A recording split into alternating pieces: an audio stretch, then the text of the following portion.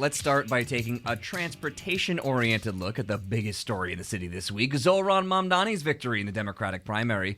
Clayton, he has some pretty big swing proposals when it comes to transit, doesn't he? Right. I mean, his main central piece of his campaign has been fast and free buses. He's also pitched a lot more car-free streets or kind of pedestrianization zones, especially in Manhattan's congestion pricing area below 60th Street. He's called for more bike lanes and expanding the existing bike lanes to be two ways.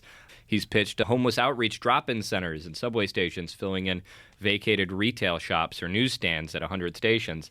It's a big contrast to Mayor Eric Adams, who's scaled back a lot of bus and bike lane redesign projects for political reasons. Adams has also criticized parts of the congestion pricing program. I mean, Mamdani's pitch is very urbanist, very transit rider first.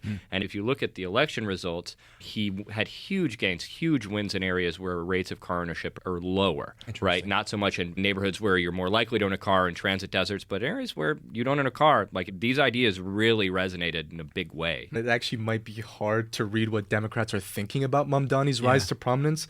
But MD Chair Janno Lieber was maybe less ambiguous this week. He says the results of the race are actually good news for riders.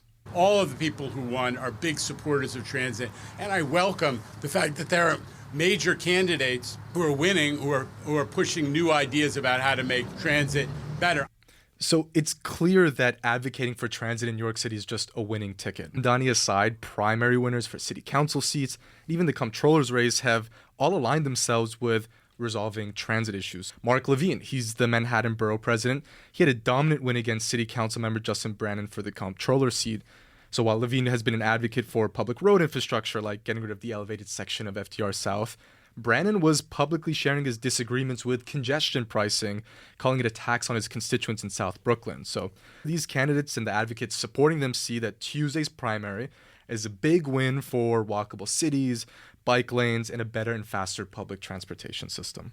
You can stay in the know on all things transit or ask a question of your own by signing up for our weekly newsletter at Gothamist.com/on the way. My friends, thanks so much.